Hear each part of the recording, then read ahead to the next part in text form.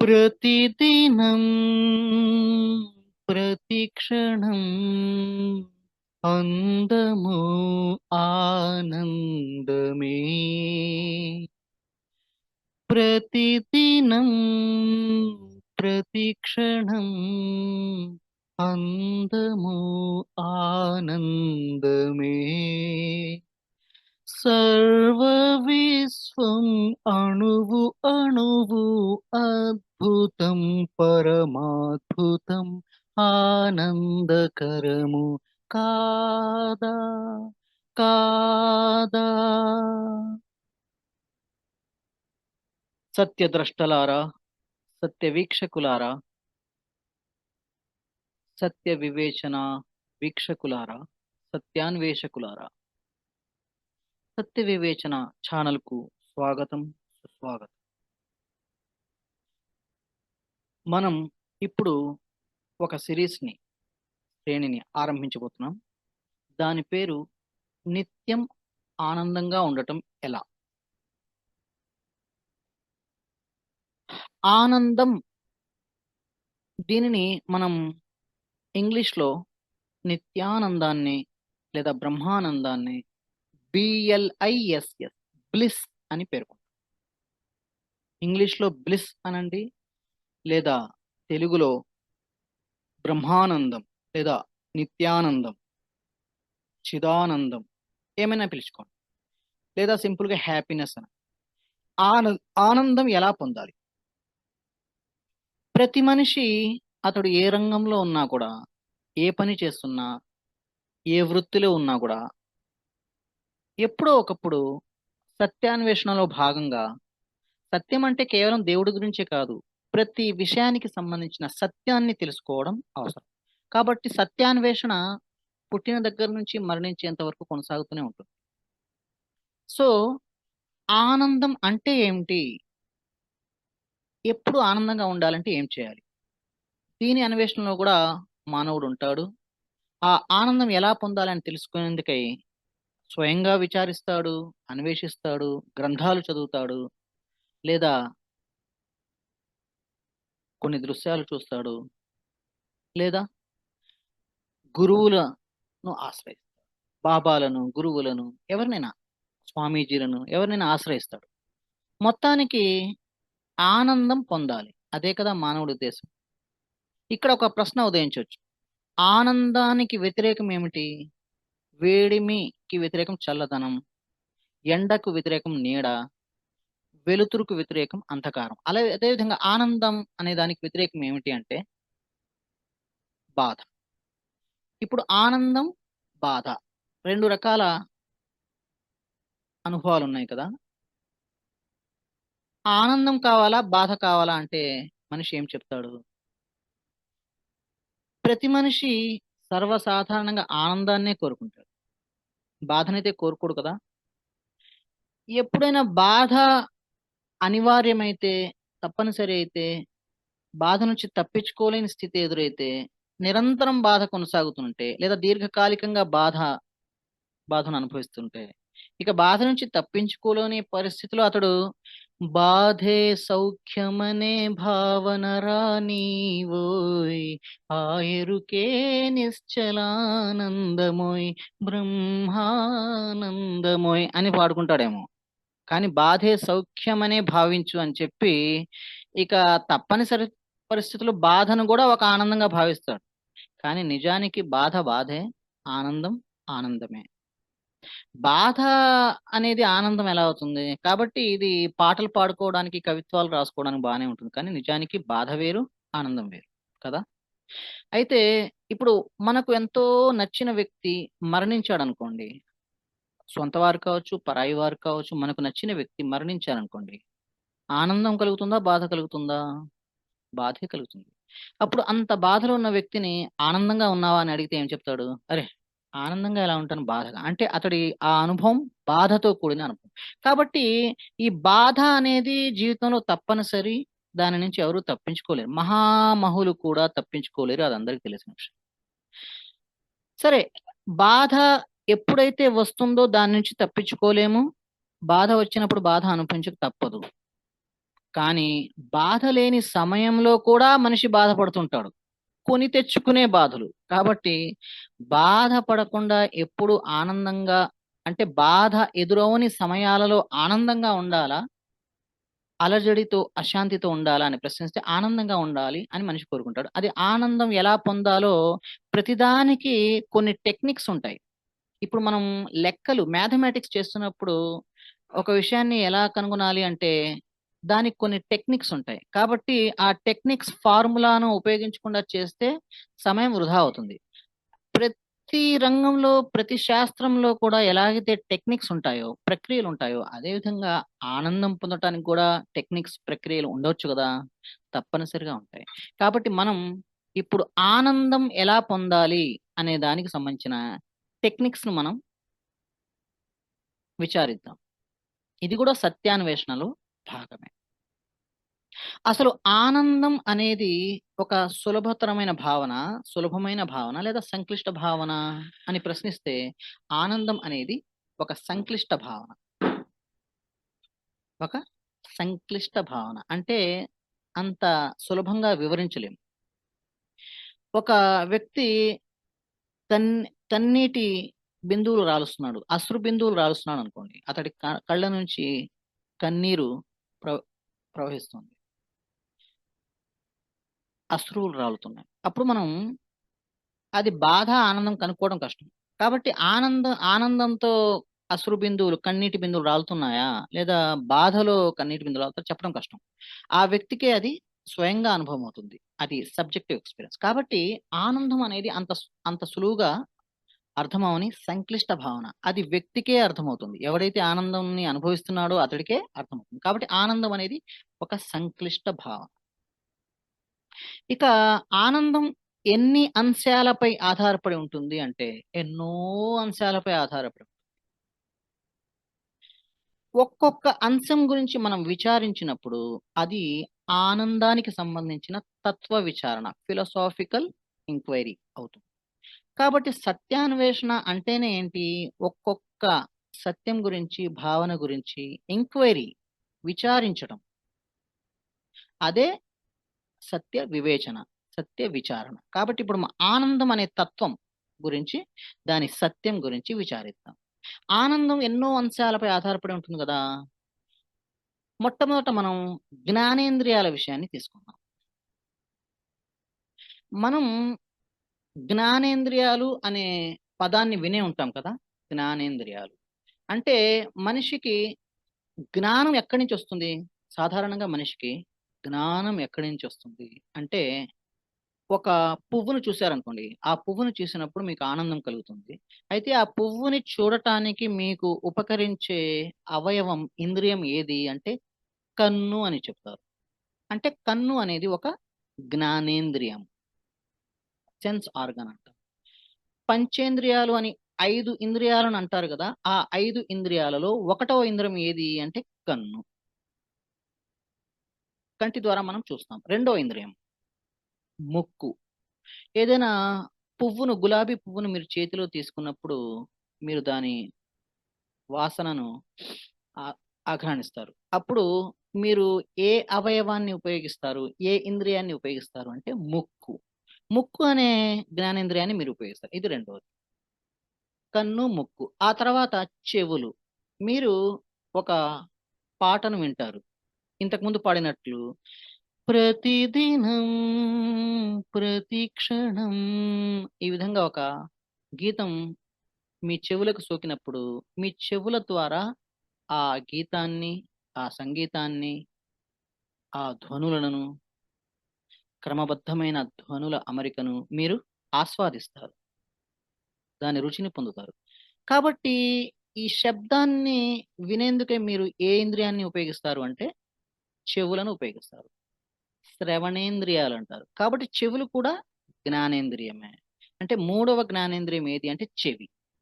కన్ను, ముక్కు, చెవి అయిపోయాయి. ఇక 2 మిగిలి ఉన్నాయి. పంచేంద్రియాలలో మిగిలినవి 2. ఏవవి అంటే ఒకటి నాలుక. ఆనందం ఎలా కలుగుతుంది అంటే నాలుక ద్వారా కూడా ఆనందం కలుగుతుంది. అంటే జ్ఞానేంద్రియాల్లో నాలుగవదైన నాలుక. నాలుక ద్వారా మనం ఏం చేస్తాము అంటే, నాలుక ద్వారా మాట్లాడతాం. మాట్లాడడం ద్వారా ఆనందం కలుగుతుందా? అవును, కలుగుతుంది.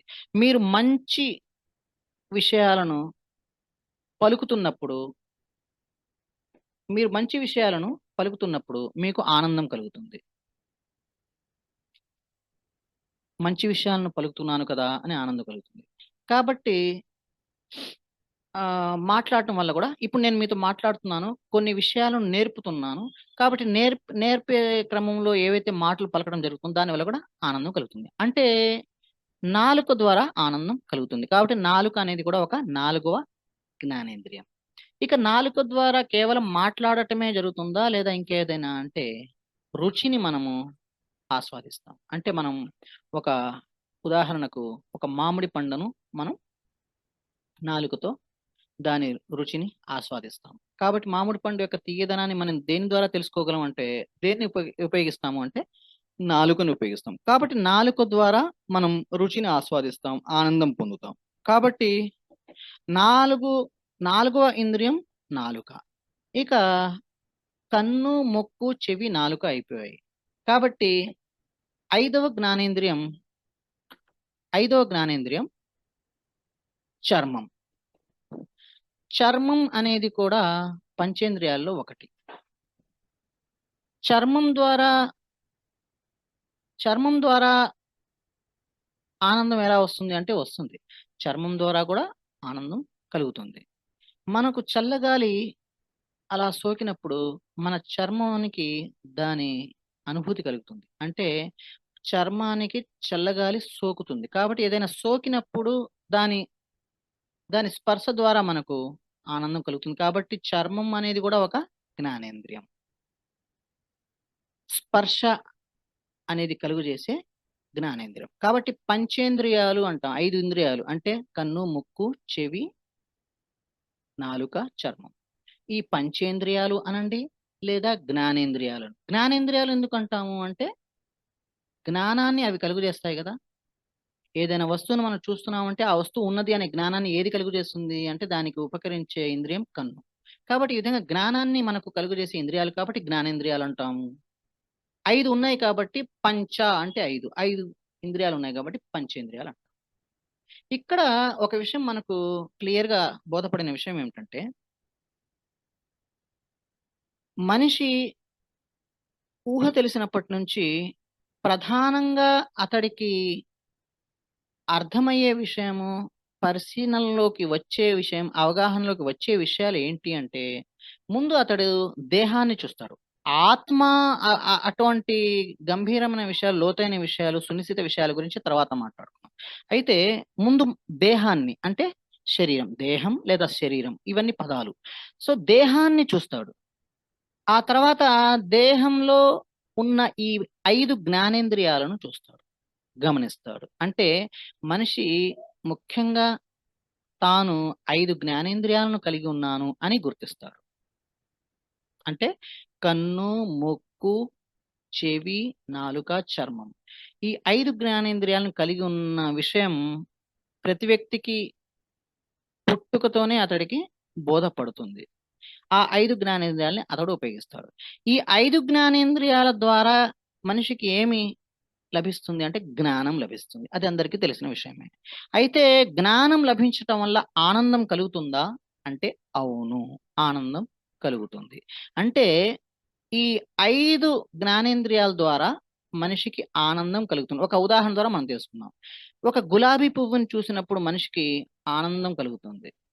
అంటే గులాబీ పువ్వుని చూడటానికి అతడికి ఉపకరించిన ఇంద్రియం ఏమిటి అంటే కన్ను. అంటే కన్ను అనే జ్ఞానేంద్రియం ద్వారా అతడు గులాబీ పువ్వుని చూడటం జరుగుతుంది. అంటే గులాబీ పువ్వుకి సంబంధించిన దృశ్యాన్ని అతడు గ్రహిస్తాడు. అప్పుడు అతడికి గులాబీ పువ్వు ఎంతో అందమైన స్వరూపంతో ఉనికిలో ఉంది అనే జ్ఞానాన్ని పొందుతాడు.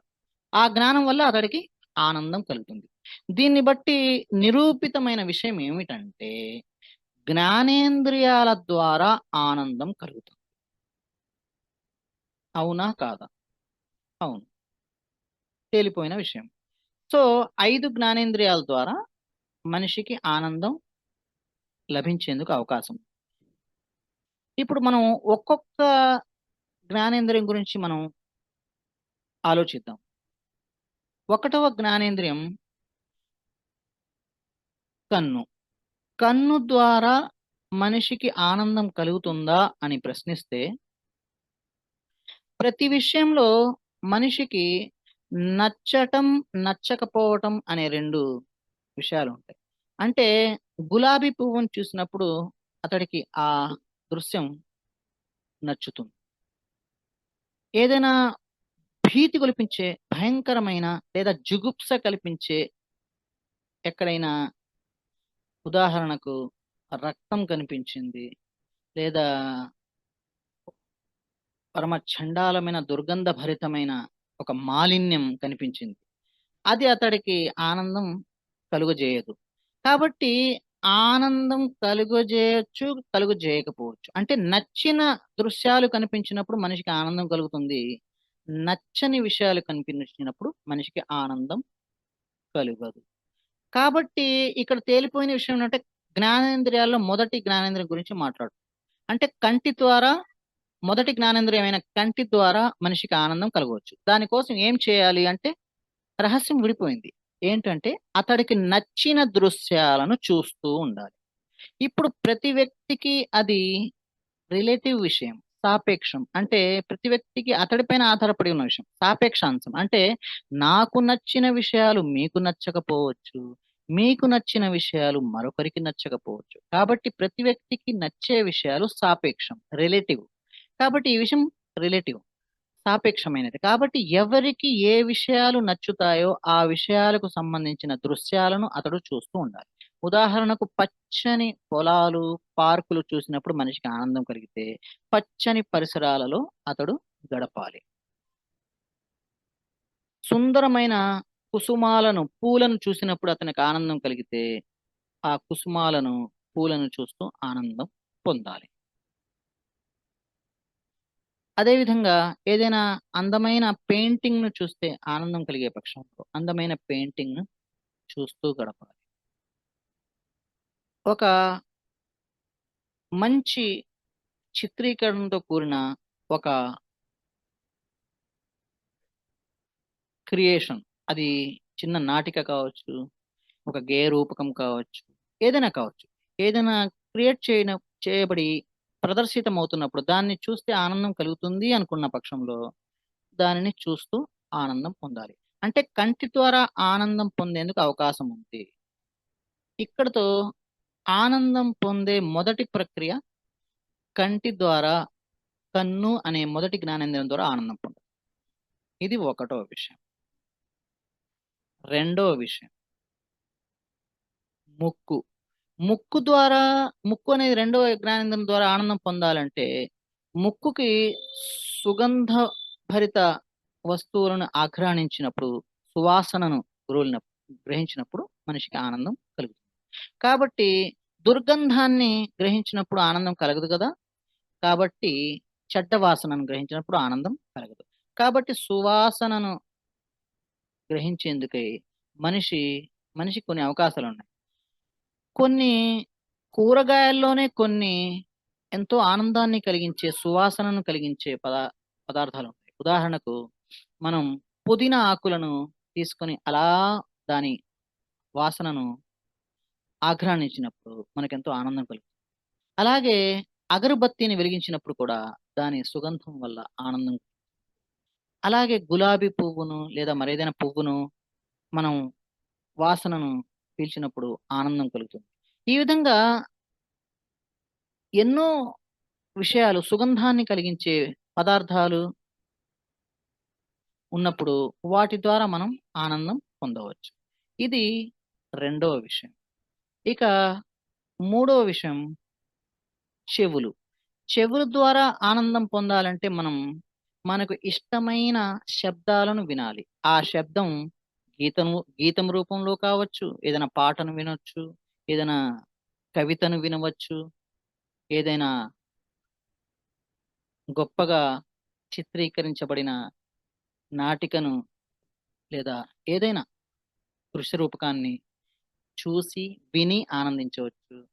ఈ విధంగా ఏదైనా ఆడియో క్లిప్ ద్వారా ఆనందం కలిగే పక్షంలో దాన్ని వినవచ్చు. కాబట్టి చెవుల ద్వారా మనకు నచ్చే విషయాలను వినడం ద్వారా ఆనందం. ఇక మిగిలినవి రెండు. ఒకటి నాలుగవది నాలుక, ఐదవది చర్మం. నాలుక ద్వారా మనం మంచి విషయాలను మాట్లాడుతున్న సమయంలో ఆనందం కలగవచ్చు. మంచి విషయాలను మాట్లాడటం అంటే మనం విద్యార్థులకు ఏదైనా బోధిస్తున్నాం అనుకోండి, ఆ బోధన మంచి విషయం కిందకు వస్తుంది కాబట్టి మంచి విషయాలను బోధించడం. కాబట్టి దాని ద్వారా మనకు బోధిస్తున్న సమయంలో ఆనందం కలుగుతుంది. ఒక మంచి ప్రసంగాన్ని మనం వెలువరిస్తున్నప్పుడు, స్పీచ్ ఇస్తున్నప్పుడు దాని ద్వారా మనకు ఆనందం కలుగుతుంది. అలానే ఇతరులకు ఏదైనా మంచిని ఉపదేశిస్తున్నప్పుడు మనకు ఆనందం కలుగుతుంది. అంటే మంచి మాటలు పలకటం వల్ల ఆనందం కలుగుతుంది. అలాగే నాలుకను ఉపయోగించి రుచికరమైన పదార్థాలను తిన్నప్పుడు, ఉదాహరణకు గులాబ్ జామ్ తింటాం. మనకు ఇష్టమైన గులాబ్ జామ్‌ని తింటున్నప్పుడు నాలుక ద్వారా ఆ రుచిని ఆస్వాదించడం కూడా ఆనందం పొందవచ్చు. అంటే నాలుగవ జ్ఞానేంద్రియం ఆనందం వస్తుంది. నాలుక ద్వారా మనం ఎలా ఆనందం పొందవచ్చో మనకు తెలిసిన విషయం. ఇక ఐదవ విషయానికొస్తే చర్మం. చర్మం ద్వారా మనం పర్సెప్షన్ అంటే ప్రధానంగా స్పర్శ టచ్ అంటాం కదా! టచ్ అంటే స్పర్శ. స్పర్శకు సంబంధించిన ఆనందాన్ని పొందే అవకాశం ఉంది. మనం మన బిడ్డను, మన కుమారుడిని లేదా కుమార్తెను, చిన్న పసిబిడ్డను ఎత్తుకొని మనం ముద్దు పెట్టుకున్నప్పుడు ఆ స్పర్శ వల్ల మనకు ఆనందం కలుగుతుంది. అదేవిధంగా మనం ఒక మనకెంతో ఇష్టమైన ఒక కుక్క పిల్లను అలా నిమురుతున్నాము. అలా నిమురుతున్నప్పుడు ఆ స్పర్శ వల్ల మనకు ఆనందం కలుగుతుంది.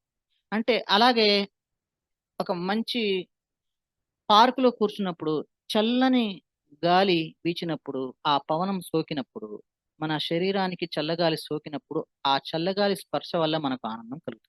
అంటే ఆనందం అనేది ఎక్కడో కనబడని అందని ద్రాక్ష పండుగా ఉందా?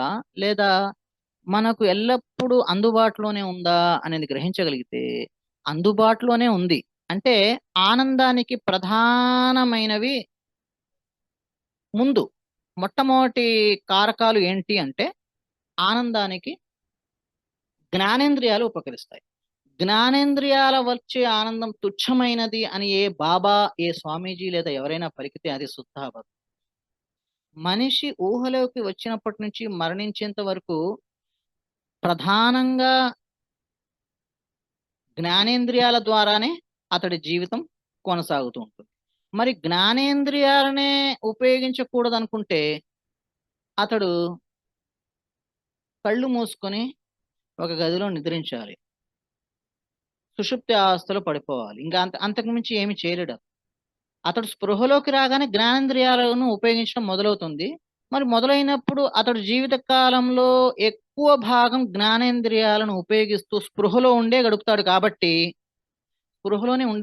కాబట్టి జ్ఞానేంద్రియాల ద్వారానే అతడికి మొట్టమొదటి ఆనందం జ్ఞానేంద్రియాల ద్వారానే లభిస్తుంది. ఆ తర్వాత జ్ఞానేంద్రియాలకు అతీతంగా మరొక రకంగా ఆనందం లభిస్తుందా? లభించదా? అంటే లభిస్తుంది. దాని గురించి మరొక ఇది ప్రాథమిక దశ. జ్ఞానేంద్రియాల ద్వారా ఆనందం ప్రాథమిక దశ. తర్వాత మాధ్యమిక దశ గురించి తర్వాత మాట్లాడుకుందాం. కాబట్టి జ్ఞానేంద్రియాల ద్వారా ఆనందం లభించే విషయం నిశ్చితం. ఇందులో ఎటువంటి వైరుధ్యానికి, వాగ్వివాదానికి అవకాశమే లేదు. ఎవరైనా జ్ఞానేంద్రియాల ద్వారా వచ్చే ఆనందం తుచ్చమైనది, అల్పమైనది అని పడితే అది శుద్ధ అబద్ధం. అది మోసపుచ్చటమే అవుతుంది. కాబట్టి జ్ఞానేంద్రియాల ద్వారానే కదా మనం ఉపయోగించి మన సంతానాన్ని ప్రేమిస్తాం. సంతానాన్ని ప్రేమించటానికి వ్యక్తీకరించే మార్గం ఏమిటి అంటే వాళ్ళని మనము ముద్దాడతాం. హక్కున చేర్చుకుంటాం. వాళ్ళ వైపు చూస్తాము. అంటే ప్రతి చూసే ద్వారా వాళ్ళను స్పర్శించటం వల్ల, వారితో మాట్లాడటం వల్ల, వారి మాటలు వినడం వల్ల ఇన్ని రకాలుగా ఆనందం పొందుతున్నప్పుడు సంతానం ద్వారా మనం పొందుతున్న ఆనందం తుచ్చమైనదా? అల్పమైనదా? హీనమైనదా? లేదు. కాబట్టి ఇవన్నీ కొంతమంది జ్ఞానం లేని బాబాలు ప్రపంచంలో ఎక్కువ ఏంటి అంటే జ్ఞానం లేని బాబాలు చాలా మంది ఉన్నారు. జ్ఞానం లేని అవగాహన లేని బాబాలు స్వామీజీలు ప్రపంచాన్ని మోసపుచ్చిన విషయం ఏమిటంటే జ్ఞానేంద్రియాల ద్వారా వచ్చే ఆనందం తుచ్చమైనది లేదు, హీనమైనది ఏమీ లేవు. ఆనందం ఆనందమే. అది ఏ స్థాయిలో ఉంది? ప్రాథమిక స్థాయి ఆనందమా? మాధ్యమిక స్థాయా? మహోన్నత స్థాయి భేదాల విషయం తర్వాత వస్తుంది. కానీ ఆనందం ఆనందమే. కాబట్టి ఆనందం మనకు అందుబాటులోనే ఉంటుంది, ఎల్లప్పుడూ అందుబాటులో ఉంటుంది. ఇప్పుడు జ్ఞానేంద్రియాల ద్వారా మనం ఆనందం పొందుతాము అంటే ఆ ఆనందాన్ని మనం స్వయంగా సృష్టించుకోగలమా అంటే సృష్టించుకోగలం. జ్ఞానేంద్రియాల ద్వారా స్వయంగా, అంటే ఎవరి మీద ఆధారపడకుండా, మరొక మనిషి అవసరమే లేకుండా ఆనందాన్ని పొందగలము.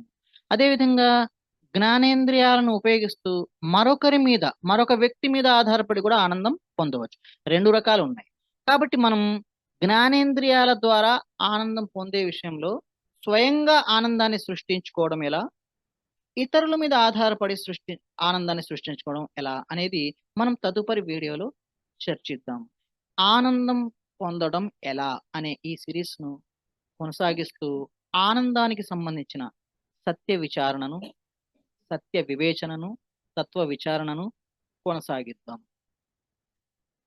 సత్య వీక్షకులారా, సత్య వివేచన వీక్షకులారా, సత్య శోధకులారా, సత్యాన్వేషకు ఇక సెలవు. తదుపరి వీడియోలో మళ్ళీ కలుసుకుందాం.